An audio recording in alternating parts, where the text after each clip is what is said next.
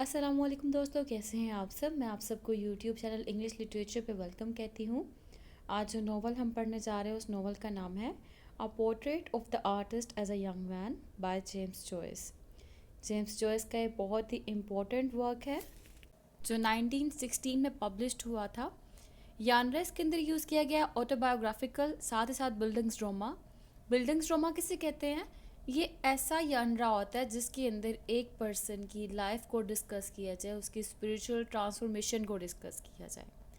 और ऑटोबायोग्राफिकल किसे कहते हैं? ऑटोबायोग्राफिकल के अंदर एक पर्सन जो है, एक राइटर है, राइटर अपनी लाइफ के इवेंट्स को भी एसोसिएट करता है प्रोटैगोनिस्ट के साथ या नॉवल के अंदर। ठीक है, तो number 1 buildings drama, number 2 autobiographical. Technique जो यूज़ की राइटर ने इसके अंदर वो है एक टेक्निक स्ट्रीम ऑफ कॉन्शियसनेस की। ये कैसी टेक्निक होती है? स्ट्रीम किसे कहते हैं? नदी को कहते हैं ना। नदी में क्या होता है? पानी का बहाव, पानी बहता है। और पानी कैसे बहता है? बेतरतीबी से। ठीक है, तो कॉन्शियसनेस किसे कहेंगे? कॉन्शियसनेस दिमाग, और स्ट्रीम ऑफ कॉन्शियसनेस दिमाग के अंदर सोचों का बहाव। जैसे कि एक नदी के अंदर पानी बहता है बेतरतीबी से, वैसे ही एक इंसान है, उसके दिमाग के अंदर कैसे सोचें आती हैं।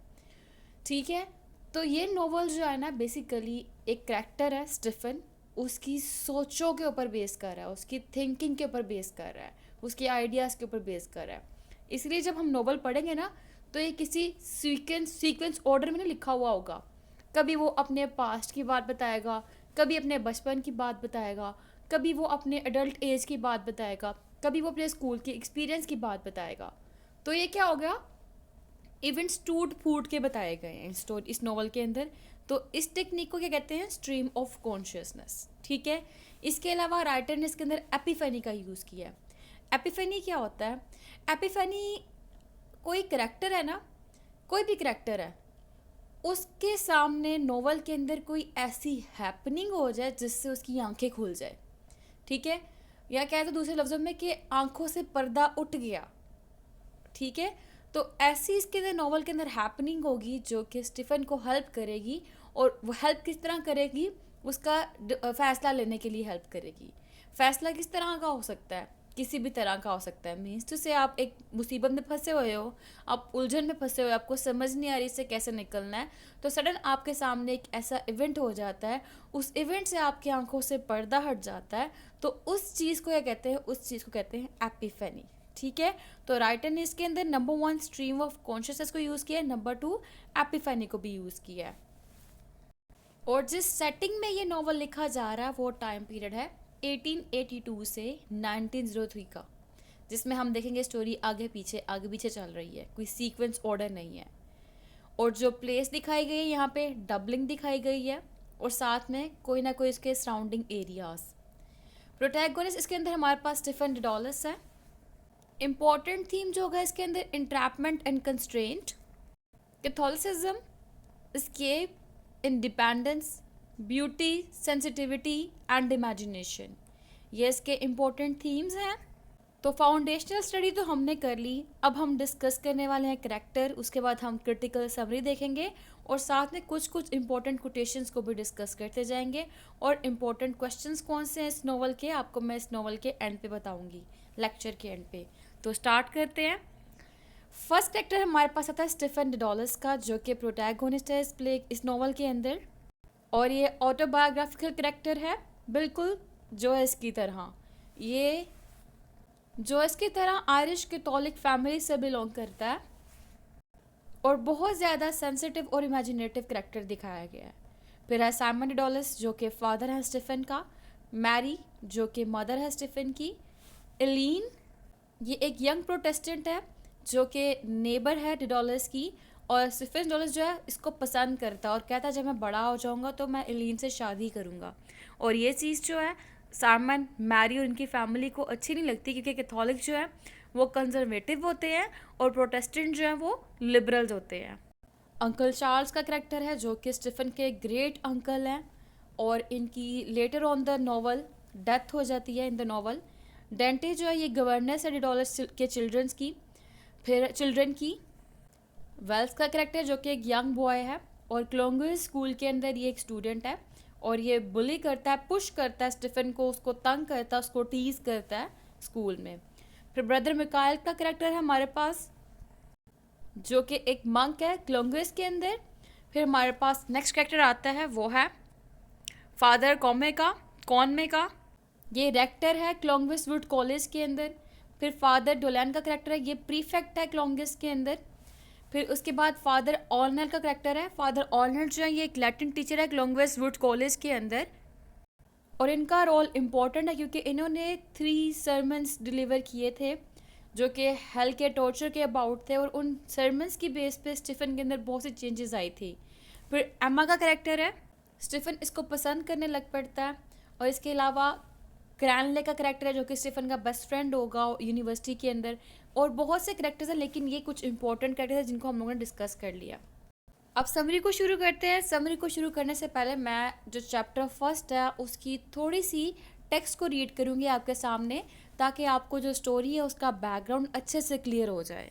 जैसा कि मैंने आपको बताया था कि स्टोरी स्ट्रीम ऑफ कॉन्शियसनेस की टेक्निक में लिखी गई है, जिसमें फ्लैशबैक और फ्लैश फॉरवर्ड का यूज़ किया जाता है। राइटर के थॉट्स उसकी आइडियाज़ के ऊपर कंसिस्ट करती है ऐसी की स्टोरीज़।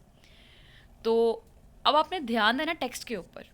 अब टेक्स्ट शुरू हो रही है। स्टार्टिंग पे लिखा गया है, once upon a time and a very good time it was there was a moo cow coming down along the road, and this moo cow that was coming down along the road met a nice little boy named Baby Tuko.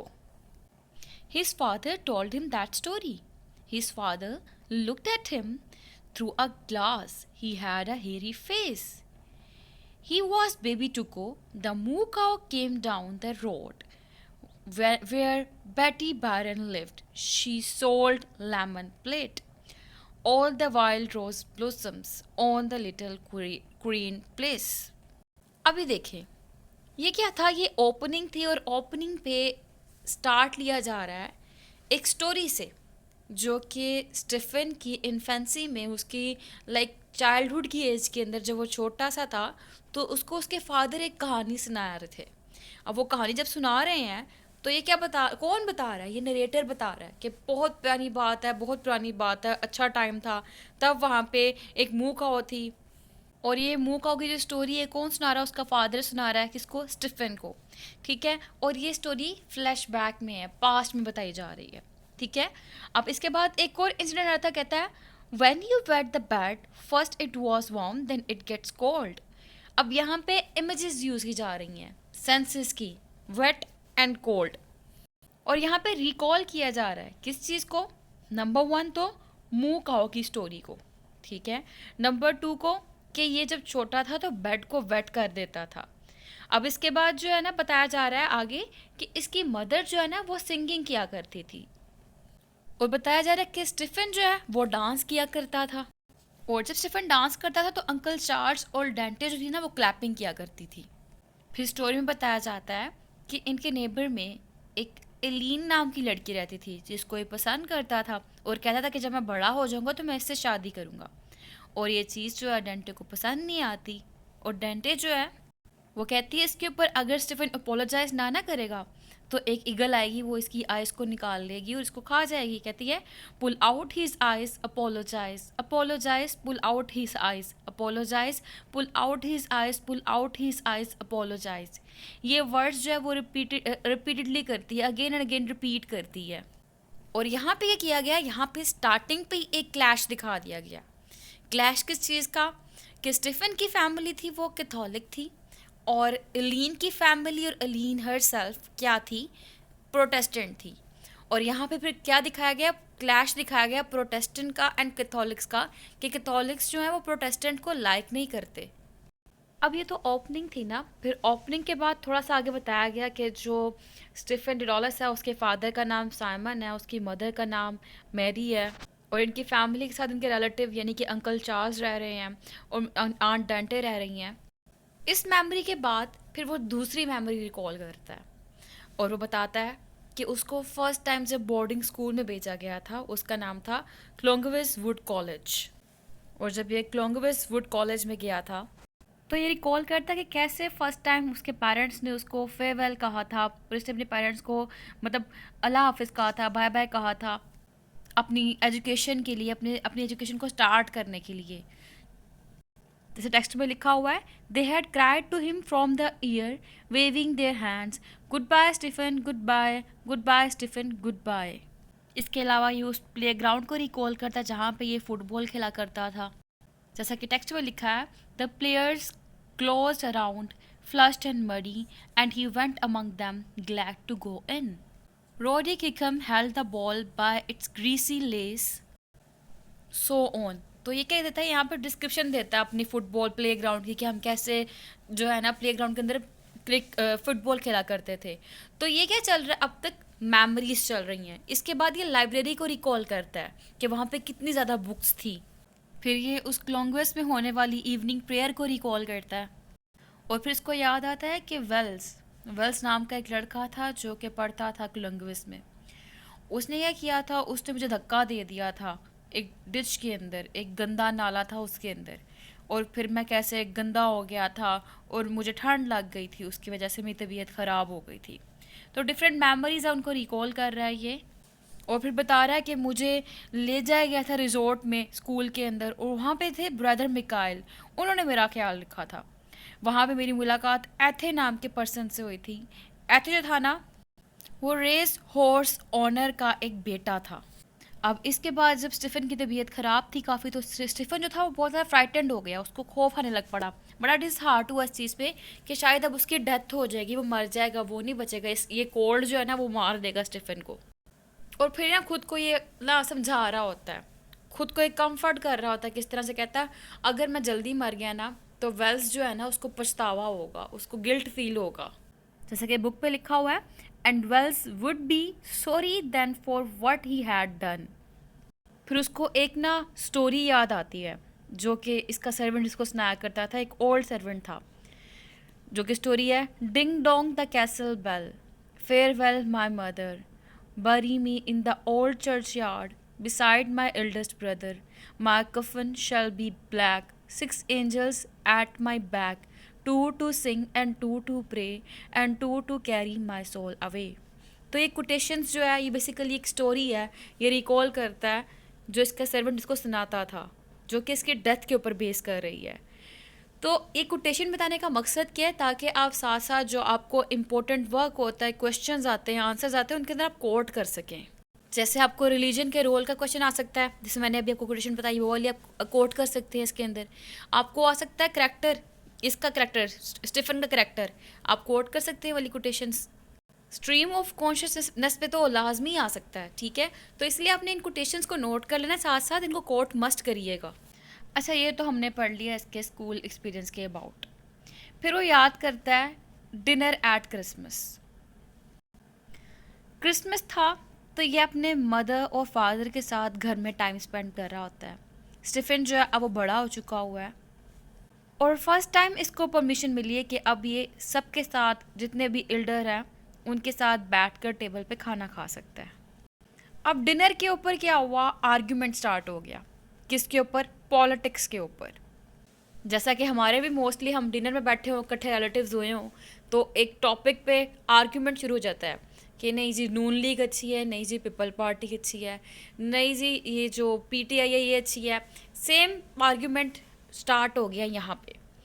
अब argument किसके about था? Politics के about था, और आहिस्ता आहिस्ता वो argument लड़ाई की shape में चला गया। अब बहस जिसके अबाउट होती वो था पर्नल जो था वो पॉलिटिक्स का लीडर था, एक मेंबर था, इसकी डेथ हो जाती है। ये एक आयरिश पैट्रियट था, क्योंकि अब जब ये बैठे हुए थे तो अचानक इनके पास न्यूज़ आती है कि he is dead, we saw him lying upon the catafalque, Parnell he is dead, they fell upon their knees mourning in sorrow. अब उसके अंदर डिनर में मिस्टर सीजी नेम की एक पर्सन होते हैं, वो ब्लेम करते हैं, कहते सारा कुछ जो है ना ये कैथोलिक की वजह से हुआ है। आयरिश कैथोलिक चर्च ने ना पर्नल को अच्छे से ट्रीट नहीं किया, इसलिए उसकी डेथ हो गई है। अब डेंटे जो है ये बहुत डिवोटेड है और एक कैथोलिक है, और ये चीज़ बर्दाश्त नहीं कर पाती। अब जब बात पॉलिटिक्स से रिलीजन की तरफ आ गई तो ज़्यादा बहस शुरू हो गई, इनके दरमियान में फ़ाइट शुरू हो जाती है। और ये फ़ाइट जो है इस फाइट का ग्रेट इम्पैक्ट होता है स्टीफन के ऊपर, उसकी मेमोरीज़ के ऊपर। फिर इसके बाद ना स्टीफन अपनी गर्लफ्रेंड एलीन को याद करता है कि एलीन एक लड़की थी जिसके साथ ये खेला करता था और उसको डराया जाता था कि इसके साथ उन्हें खेलना नहीं है। क्यों? क्योंकि वो एक प्रोटेस्टेंट है। इस मेमोरी को रिकॉल करने के बाद वो स्कूल की पनिशमेंट याद करता है। वो याद करता है कि कैसे एक दफ़ा ना इसकी ग्लासेस टूट गई थी, इसके स्पेक्टिकल्स टूट गए थे, तो इस बेस पे ये काम नहीं कर पा रहा था, इसको नज़र नहीं आ रहा था। तो इसके लैटिन के टीचर थे फादर डोलान। स्टीफन ने अपना सारा मामला उसको एक्सप्लेन किया कि ऐसे ऐसे मेरी ग्लासेस टूट गई है, इसलिए मैं पढ़ नहीं पा रहा, मैंने इसलिए होमवर्क नहीं किया, काम नहीं कर रहा। अब फादर डोलान जो है वो इसका मजाक उड़ाते हैं और इसको पेंडी बैट से मारते हैं, इसके हाथ पे निशान बना देते हैं मार मार के। स्टीफन बड़ा डिस्ग्रेस्ड फील करता है और बाकी बॉयज़ कहते हैं तुम जाओ रेक्टर को बता के आओ और इसके ख़िलाफ़ ना कंप्लेन करो। स्टीफन जाता है, रेक्टर को बता देता है। रेक्टर जो है वो सिंपैथी शो करता है स्टीफन के टूवर्ड्स और कहता है आइंदा ऐसा नहीं होगा, मैं तुम्हें इस चीज़ की गारंटी देता हूँ।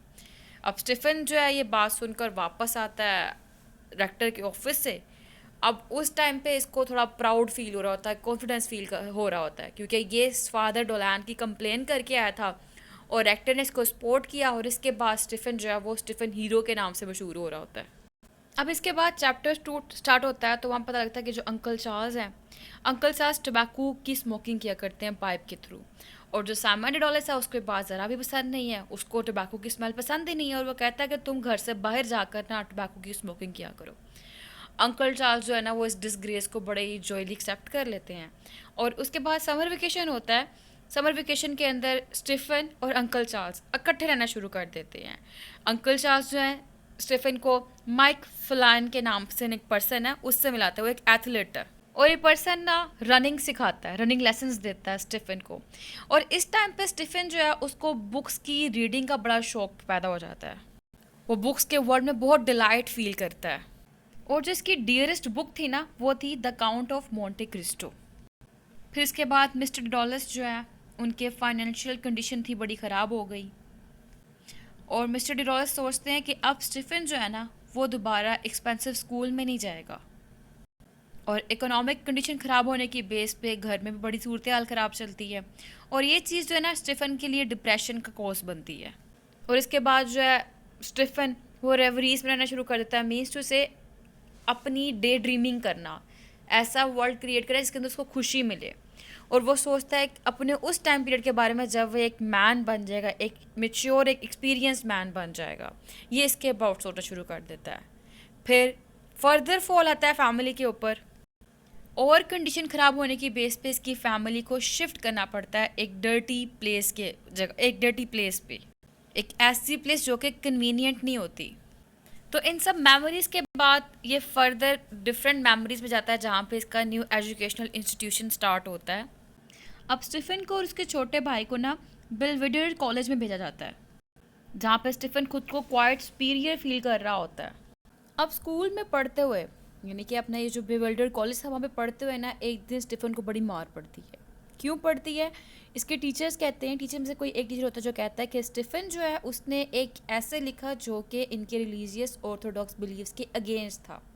ठीक है, वो ऐसे इनके रिलीजियस बिलीव्स के अगेंस्ट है तो इसी बेस पे स्टीफन को वो थ्रैश्ड करता है क्योंकि मामला रिलीजन का था। और जब ये बात स्कूल के बॉयज़ को पता लगती है तो वो भी फैसला करते हैं कि हम लोग भी ना स्टीफन से बदला लेंगे, उसको पनिश करेंगे, उसको सज़ा देंगे। अब एक दिन क्या होता है कि स्टीफन जा रहा होता है, अब उस रोड के ऊपर जिस जगह से स्टीफन जा रहा होता है ना वहाँ पे 3 बॉयज़ होते हैं, एक का नाम हेरॉन, एक का नाम बोलैंड और एक का नाम नैश होता है। ये तीनों के तीनों मिलकर ना रोक लेते स्टीफन को और उससे पूछते हैं कि तुम्हारे लिए कौन सा बेस्ट पोइट है और कौन सा बेस्ट प्रोज राइटर है। स्टीफन कहता है मैं बायरन को बड़ा पसंद करता हूँ एज अ पोइट, और कहता है कार्डिनल न्यूमैन जो है ना वो ग्रेटेस्ट प्रोज राइटर है। अब इस पे वो बॉयज़ कहते हैं कि बायरन जो है वो एक इमोरल पर्सन है और वो कहते हैं तुम्हें हमारे ओपिनियन को एक्सेप्ट करना होगा। स्टीफन एक्सेप्ट नहीं करता। इसी बात पे वो तीनों मिलकर स्टीफन की पिटाई करते हैं, उसको मारते हैं। अब इसके बाद स्टीफन रिकॉल करता है कि इसके स्कूल के अंदर एक प्ले अरेंज किया गया था और स्टीफन जो है उसने अपनी फैंसी के अंदर, अपनी इमेजिनेशन के अंदर एक गर्ल की पिक्चर पोर्ट्रेट क्रिएट की हुई थी। ठीक है, और वो इमेजिन करता है कि जो ऑडियंस बैठी है इन ऑडियंस के अंदर वो गर्ल भी बैठी हुई है और इसका रोल होता है ह्यूमरस टीचर का। तो ये ना शेम फील करता है, कहता है कि नहीं, मैं इन ऑडियंस के सामने परफॉर्मेंस नहीं करना चाहता, क्योंकि इसमें वो गर्ल भी बैठी हुई है जो कि इसकी इमेजिनेशन में है, ठीक है। तो मैं अगर परफॉर्मेंस करूँगा ना यहाँ पे, तो ये मेरे डिस्ग्रेसफुल एक्ट होगा। बट अपना रोल प्ले करने के बाद he ran away, anguished, humiliated and full of wounded pride. इसके बाद स्टीफन रिकॉल करता है इसका विजिट टू कॉर्क, ठीक है, अपना जो इसका विजिट होता है ना कॉर्क सिटी के अंदर अपने फादर के साथ, उसको रिकॉल करता है। अब स्टीफन के फादर कुछ अपने प्रॉपर्टी के सिलसिले में जा रहे हैं, ठीक है, कौन सी सिटी में, कॉर्क की सिटी में, और वो चाहते हैं कि स्टीफन को अपने साथ लेकर जाएं ताकि वो उनको अपनी चाइल्डहुड के बारे में कुछ बता सके। कौन, स्टीफन के फादर स्टीफन को अपनी चाइल्डहुड मेमोरीज, चाइल्डहुड की प्लेसेस के बारे में बताना चाहते हैं, इसलिए वो साथ लेके जा रहे हैं उसको। स्टीफन के फादर जो हैं वो थ्रू आउट द जर्नी बातें करते रहते हैं, जिससे स्टीफन बहुत ज़्यादा बोर होता है। फिर स्टीफन के फादर जो है ना इसको अपने साथ अपने कॉलेज लेके जाते हैं जहाँ से पढ़े होते हैं। उस कॉलेज का नाम है क्वींस कॉलेज।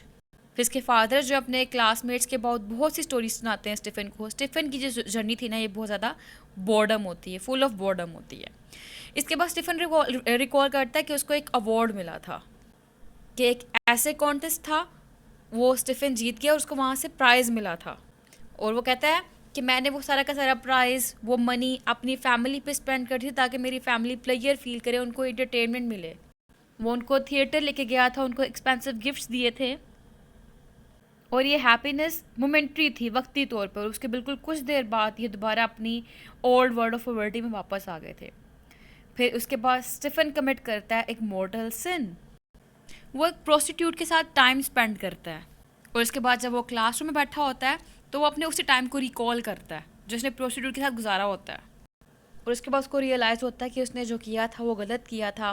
कहता है a dark peace had been establish between his body and soul. फिर इसके बाद 3 डेज़ जो है ना स्कूल के अंदर स्पिरिचुअलिटी बेस्ड लेक्चर दिए जाते हैं, जिसमें डेथ के बारे में, डैमनेशन के बारे में बताया जाता है। और स्टीफन रिकॉल करता है अपने सब के सब गुनाहों को जो इसने किए होते हैं, जो बड़े गुनाह, जो छोटे गुनाह, और इन डेज़ के अंदर हेल के डिस्क्रिप्शन के बारे में बताया जाता है। अब स्टीफन जो है वो ये सब कुछ सुनने के बाद जानता है कि यहाँ पे कोई भी इस्केप नहीं है और उसको कन्फेस करना होगा जो उसने किया है। और इन 3 डेज़ के अंदर जो फाइनल लेक्चर दिया जाता है स्पिरिचुअल टॉर्मेंट्स के ऊपर दिया जाता है, उसमें बताया जाता है कि जो इंसान गुनाह करता है उसको हेल के अंदर किस तरह का टॉर्चर किया जाएगा। और कहता है in God's eye even a single sin counts. और ये लेक्चर जो है ये टेरिबली शेकन करता है स्टीफन को, और स्टीफन जो है वो अपने क्राइम को, अपने सिन को कन्फेस कर लेता है और दोबारा एक प्योरीफाई रूटीन की तरफ वापस आ जाता है। वो बहुत सी रिलीजियस प्रैक्टिस शुरू कर देता है और इसकी ये एक्टिंग देखकर, मीन्स उसे ये इसका एक्ट देखकर, ये अमल देखकर, वहाँ पे जो डायरेक्टर होता है वो इसको प्रीस्टहुड की ऑफ़र दे देता है कि तुम प्रीस्ट बन जाओ, तुम बहुत ज़्यादा स्पिरिचुअली अच्छे हो, तुम गॉड के साथ जुड़े हुए हो, तुम रिलीजन के साथ जुड़े हुए हो, तो तुम्हें प्रीस्ट होना चाहिए। अभी बड़ा कंफ्यूज होता है इसको क्या करना चाहिए, क्या नहीं करना चाहिए। तो एक दिन ना स्टीफन सी शोर के पास से गुजर रहा होता है और तब ना इसका दोस्त इसको डिडोलस कहकर बुलाता है, ठीक है, स्विमिंग के लिए। अब जब डिडोलस कहता है यहाँ पे एक एपिफनी, कि वो रिकॉल करता है कि डिडोलस कौन था, उसकी मिथ को रिकॉल करता है कि बेसिकली एक ग्रीक आर्टिफिसर था। वो जो आर्टिफिसर था ना उसका नाम डिडोलस था ग्रीक मिथ के अंदर, जिसको मोम के पर बना के दिए जाते हैं अपनी प्रेजेंट प्लेस से निकलने के लिए। और उसको कहता उसका फादर कि तुमने आसमान तक नहीं जाना, अगर जाओगे तो तुम्हारे मोम के पर जल जाएंगे। और वो कहता है ठीक है, लेकिन जब वो उड़ना शुरू होता है तो उड़ते उड़ते उड़ते वो उसमें इतना प्राइड आ जाता है और प्राइड के बेस पे कहता है मैं तो सबसे ऊंचा हूँ। वो बहुत ऊंचा उड़ जाता है और उड़ने के बाद सूरज की जब वो होती हैं रेज उसके परों पे पड़ती हैं तो उसके मोम के पर जल जाते हैं और वो आकर समंदर में गिर जाता है और इससे इसकी डेथ हो जाती है। और ये इस चीज़ को खुद से रिलेट करता है, ये रियलाइज़ करता है कि ये भी डिडोलस की तरह जो ग्रीक मिथ में एग्जिस्ट करता था अपनी लाइफ को हर तरह से गुजारना चाहता है, लेकिन इसकी लाइफ इसको, इसकी सोल इसको इस सिचुएशन पे ले आई है कि जहाँ पे अब ये इम्प्रिजन्ड हो चुका हुआ है due to religion, due to boundaries. फिर इसके बाद ये स्विमिंग स्टार्ट करता है। उसकी जो स्विमिंग थी वो सिम्बॉलिकली होती है, सिम्बॉलिकल जर्नी होती है इसकी सेल्फ डिस्कवरी की, ठीक है, मीन्स टू से एपिफनी। अब ये एक ब्यूटीफुल गर्ल को देखता है और उस लड़की को देखने के बाद इसको रियलाइज़ होता है कि नहीं, मैंने प्रीस्टहुड की लाइफ नहीं गुजारनी, मैंने वो लाइफ गुजारनी जो कि एक्चुअली में लाइफ है। He must live his life. तो जो यहाँ पे एक गर्ल था और उस लड़के का इसको डिडोलस कह के बुलाना था, ये बेसिकली एपिफनी था, जो कि इसकी आंखों से पर्दा उठा रहा है नोवेल के अंदर और इसको सडन रियलाइजेशन दे रहा है। फिर इसके बाद स्टीफन रिकॉल करता है कि इसकी ना क्रैनले नाम का एक पर्सन होता है, उससे बड़ी क्लोज फ्रेंडशिप हो जाती है और दोनों आपस में ना एस्थेटिक आइडियाज़ को बहुत ज़्यादा शेयर करते हैं। दोनों का इंटरेस्ट जो है ना लिटरेरी फील्ड के अंदर बहुत ज़्यादा इंटरेस्ट होता है। फिर इसके बाद स्टीफन जो है अपनी थ्योरी ऑफ देता है, एक the aesthetic theory of Stephen, जिसमें ये कहता है कि एक आर्टिस्ट है ना, उसका टारगेट ये होता है कि वो कुछ ब्यूटीफुल क्रिएट करे, ऐसी चीज़ें जिनकी परसेप्शन जो है आप माइंड को प्लेयर प्रोवाइड करे। और अपनी इस थ्योरी को ना स्टीफन डिराइव्ड करता है सेंट एक्विनस से, जहाँ पे इसका बिलीफ ये है कि जो ट्रू आर्टिस्ट होता है ना, उसका कंसर्न सिर्फ उसे ब्यूटी से होता है। और कहता है कि आर्ट जो होता है ना, उसको स्टेसिस प्रोड्यूस करना चाहिए। Stasis means balance. और कहता है जो बिहोल्डर्स होता है ना, उसके एस्थेटिक सेंसेस को सेटिस्फेक्शन प्रोवाइड करनी चाहिए। और कहता है कि आर्ट जो काइनेसिस प्रोड्यूस करती है ना, वो ही यूजफुल आर्ट होती है। फिर कहता है the vision of the beautiful needs integritas, consonantia and claritas, means to say कि होलनेस हो, हार्मनी हो और रेडियंस हो। और फिर ये कहता है जितनी भी आर्ट्स है ना, उनको 3 कैटेगरीज में डिवाइड किया जा सकता है, लिरिकल, एपिकल, ड्रामेटिक। और यही basically the aesthetic theory of Stephen है। फिर इसके बाद स्टीफन दोबारा से रिकॉल करता है उस ब्यूटीफुल गर्ल को, उसकी मेमोरीज़ को, जिसको इसने सी शोर पे देखा होता है, और ये उसके अबाउट एक पोइम भी लिखता है। इसके बाद स्टीफन रिकॉल करता है कि अब उसने यूनिवर्सिटी ज्वाइन कर ली हुई है और एक सुबह ऐसा होता है कि स्टीफन लेट होता है क्लास के लिए। इसके फादर इस पर बड़ा गुस्सा होते हैं, लेकिन इसकी मदर कहती है कि यूनिवर्सिटी लाइफ ने स्टीफन को चेंज करके रख दिया है। Stephen has now become a grown up matured intellectual who completely indulge in the quest for beauty and the sense of art. फिर इसके बाद यूनिवर्सिटी में जब जाता है स्टीफन, तो स्टीफन की मुलाकात होती है डीन ऑफ स्टडीज़ से और दोनों आर्ट को डिस्कस करते हैं। वही डिस्कशन जो अभी हम लोगों ने इसकी थ्योरी में पढ़ी थी। फिर स्टीफन जो है क्लास ओवर होने के बाद क्रैनले नेम का एक पर्सन होता है, उससे मिलता है। और अब क्रैनले, स्टीफन, डेवन, लेंच और टेम्पल ये इकट्ठे बैठे हुए हैं और ये आर्ट को डिस्कस कर रहे हैं। और एंड पे क्या होता है, एंड पे ये होता है कि जो बाकी मेंबर होते हैं वो चले जाते हैं, सिर्फ लेंच और स्टीफन दोनों रह जाते हैं इकट्ठे, और वो दोनों इकट्ठे होकर बात कर रहे होते हैं एस्थेटिक फिलोसफी के ऊपर। और उसको बताता है अपनी फिलोसफी के अबाउट, और कहता है ये जो है ना अप्लाइड यूकेनेस है, ठीक है, अपनी फिलोसफी को ये कहता है। वो कहता है कि we can regard a thing as beautiful if its perception pleases, कि अगर इसकी परसेप्शन जो है वो माइंड को प्लीज़ करे तो इट मीन्स क्या है, वो चीज़ ब्यूटीफुल है। Number 2, the good is that towards which the appetite inclines, this suggest that creation of the beautiful is the only concern of a creative artist, कि सिर्फ और सिर्फ ब्यूटीफुल की क्रिएशन मैटर करती है एक क्रिएटिव आर्टिस्ट के लिए। The interest of the productive artist is only in the production of good, और जो प्रोडक्टिव आर्टिस्ट होता है, प्रोडक्टिव आर्टिस्ट जो है वो सिर्फ और सिर्फ गुड की प्रोडक्शन बनाता है। अब ये सेंट एक्विनस के बाद जो दूसरे इसके एस्पेक्ट्स हैं ना स्टीफन के, वो इसने डिराइव किए ग्रीक थॉट से, जैसा कि स्टेसिस यानी कि बैलेंस होना चाहिए आपकी उस आर्ट के अंदर। स्टीफन कहता है stasis must be produce through art, it must satisfy the aesthetic sense of the observer, कि जो ऑब्जर्वर है उसको सेटिस्फेक्शन मिले।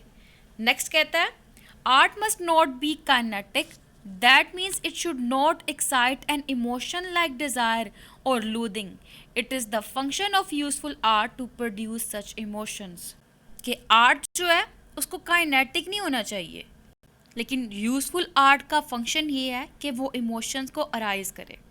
फिर कहते हैं 3 things are essential for the perception of beauty, these also show the influence of Greek thoughts.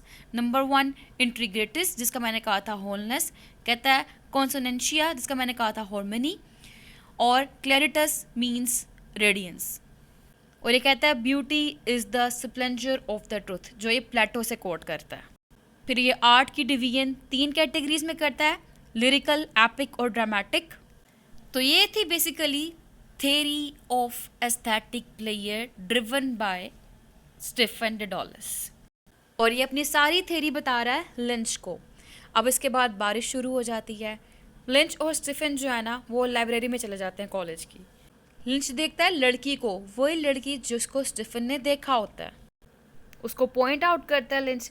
फिर Stephen जो है उसी लड़की को देखता जाता है और लिंच की बात की तरफ ध्यान नहीं देता, और वो उस गर्ल को ऑनर देने के लिए 6 स्टैंजास की पोएम लिखता है।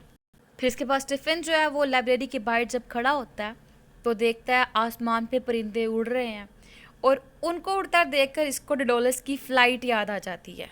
अब स्टीफन डिसाइड करता है कि ना सिर्फ वो अपनी फैमिली को छोड़ देगा बल्कि अपने रिलीजन और अपनी नेशनलिटी दोनों को छोड़ देगा। फिर इसके बाद ये रिकॉल करता है कि क्रैनले के पास आया था। उसने क्रैनले को बताया था कि मेरी मदर के साथ आर्ग्यू हो गया about the matter of religion, और उन्होंने कहा कि जितनी भी ईस्टर ड्यूटी है तुमने परफॉर्म करनी है। और कहता है मैंने उनको इनकार कर दिया क्योंकि मैं रिलीजन को फर्दर सपोर्ट नहीं करने वाला। और स्टीफन जो है ना वो अब डिटरमिन्ड है कि वो सब कुछ सेक्रीफाइस कर देगा, और कहता है he can not serve that in which he has no longer believes whether it be home, church और कंट्री। अब यहाँ पे एंडिंग हो रही होती है चैप्टर 5 की। तो चैप्टर 5 की एंडिंग के ऊपर स्टीफन की एक डायरी होती है, उसके ऊपर एक सीरीज़ होती है जिसमें उसने मेंशन किया होता है कि आयरलैंड छोड़ने से पहले उसने कौन कौन सी डेट को मेंशन किया है। पहले मेंशन करता है वो 20 मार्च को।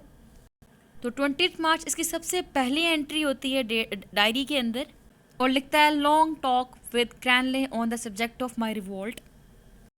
और इसके बाद जो इसकी डायरी के अंदर लास्ट डेट होती है वो होती है 27 अप्रैल, जिसमें लिखता है old father, old artificer, stand me now and ever in the good state, Dublin 1904, टर्स्ट 1914।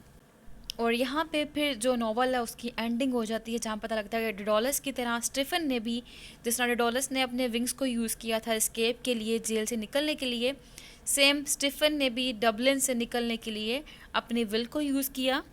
डेडोलस आसमान की तरफ उड़ के गया था और स्टीफन जो है ये रियलम ऑफ आर्टिस्टिक फ्रीडम की तरफ चला गया है। और इसी के साथ नॉवल हो जाता है एंड। इम्पोर्टेंट क्वेश्चन जो इसके अंदर है कैरेक्टर ऑफ स्टीफन है। इसके बाद जो इम्पोर्टेंट क्वेश्चन है वो है इसके थीम्स, इसके सिंबल्स, स्टीफन की theory of aesthetic, use of epiphany और stream of consciousness. I hope ये लेक्चर आपके लिए हेल्पफुल रहा होगा। दुआओं में खास याद रखिएगा। अल्लाह हाफ़िज़।